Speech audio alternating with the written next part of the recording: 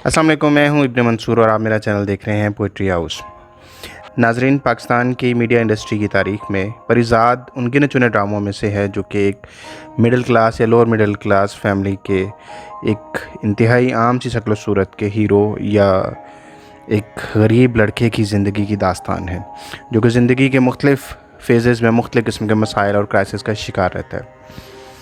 नाज़रीन, अब तक इसकी 9 एपिसोड ऑन एयर हो चुकी हैं। 10वीं एपिसोड मंगल को ऑन एयर होना है। नाज़रीन, हम आज आपके लिए एक बड़ी हैरानकुन और एक अमेजिंग खबर लेके आए हैं कि हम 10वीं एपिसोड में क्या होगा वो हम आपको एडवांस में ही सब शेयर कर देंगे।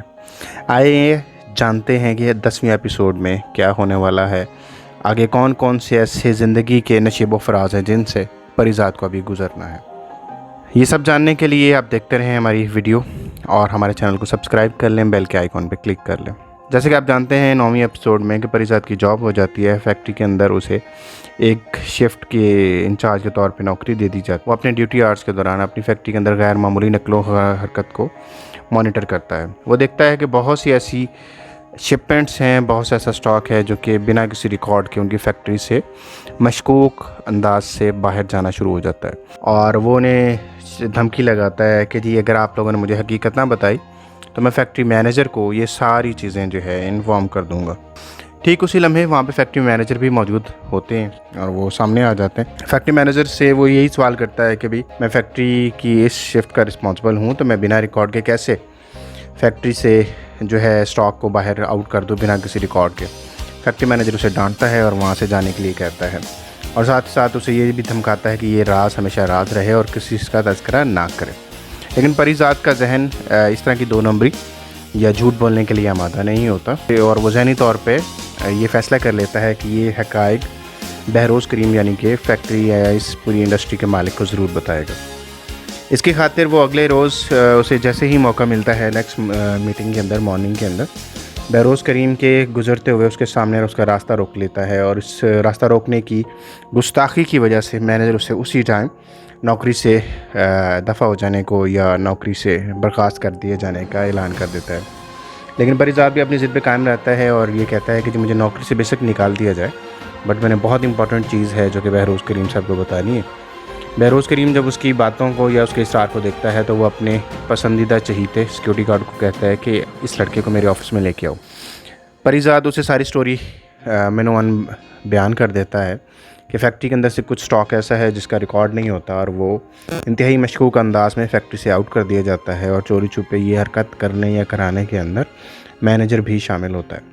बहरोज़ करीम मैनेजर से सवाल करता है कि भाई हाँ भाई क्या ये लड़का सच कह रहा है। सर हिलाता है, जिस इस हाँ या इस जवाब की परिज़ाद तवक्को नहीं कर रहा होता। बहरोज़ करीम उसे सारे सवाल करने से पहले परिज़ाद को थ्रेट करता है, डराता है कि अगर तुम्हारी कोई भी बात बयान झूठा निकला तो तुम्हें नौकरी से भी निकाला जा सकता है, ना सिर्फ नौकरी से निकाला जा सकता है, तुम्हें पुलिस के हवाले भी किया जा सकता है। लेकिन परिज़ाद कॉन्फिडेंट होता है और अपने बयान पे कायम रहता है। तो बहरोज़ करीम को उसकी सच्चाई ऑनेस्टी बहुत पसंद आती है और उसे वो कहता है कि जाते हुए तुम फाइनेंस वालों से मिलते जाना। वो जाने लगता है तो बहरोज़ करीम उसे कहता है कि ईमानदारी या सच्चाई या वफ़ा बहुत नापैद हो चुकी है और तुम्हें देख के मुझे बहुत अच्छा लग रहा है। खैर, वो उसके ऑफिस से निकलते हैं और फाइनेंस वाले उसे कुछ पैसों को एक लिफाफे में डाल के हैंड ओवर कर देते हैं। ये उसका ईमानदारी का इनाम होता है। उसे अगली सुबह उसे ये सारी चीज़ों का राज पता चलता है कि बहरोज़ करीम यानी उसकी फैक्ट्री का ऑनर या बिज़नेसमैन जो है, इसके कुछ खुफिया बिजनेसेस भी हैं जिनका इल्म बहुत कम लोगों को है और वो अपने लीगल बिजनेसेस की आड़ में बहुत से इलीगल बिजनेसेस भी चला रहा होता है। वही मैनेजर उसे बाद में ऑफ़र करता है कि भाई अगर तो कुछ और अर्निंग करना चाहता है, कमाना चाहता है, तो come and join our hands, हमारे साथ शामिल हो जाओ। तो परिज़ाद उसके ही बातों में आ जाता है और उसकी कंपनी को ज्वाइन कर लेता है उन 2 नंबर कामों के लिए। परिज़ाद को जो उसकी 2 नंबर टीम का हिस्सा बनते ही उसे पहली टास्क या पहला असाइनमेंट ये दिया जाता है कि एक शिपमेंट है जो कि दूर किसी आइलैंड पे, किसी जजीरे पे या किसी साहिल पर किसी खुफिया जगह अड्डे पे जाकर डिलीवर करनी है और डिलीवरी को उसने लीड करना होता है। अब परिजात को इन चीज़ों का बिल्कुल भी आइडिया नहीं होता कि बेसिकली उस शिपमेंट के अंदर क्या क्या चीज़ें मौजूद हैं, कैसे कैसे डिलीवर होती हैं और कौन उसके ख़रीदार हैं, या ये भेजने वाला कौन है, लेने वाला कौन है, इसका मतलब कोई आइडिया नहीं होता। लेकिन वो अपनी ज़ुबान देने के बाद उसमें शामिल हो जाता है।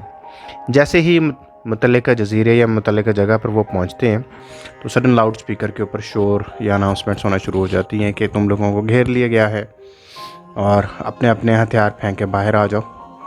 उसी दौरान उसका एक टीम मेंबर उसे एक पिस्तौल पकड़ा देता है जिसका इस्तेमाल भी परिजात को नहीं आता। तो सारी टीम को घेरे में ले लिया जाता है और सडन पता चलता है कि कोई कहीं पर छुप गया है, कोई कहीं पर भाग रहा है। फायरिंग शुरू हो जाती है, एक प्रॉपर रेड का इन्वायरमेंट क्रिएट हो जाता है। परिजात को इस सारी सिचुएशन में कुछ समझ नहीं आती उसके साथ क्या हो रहा है और उसने कैसे बचना है, ख़ुद को कैसे बचाना है।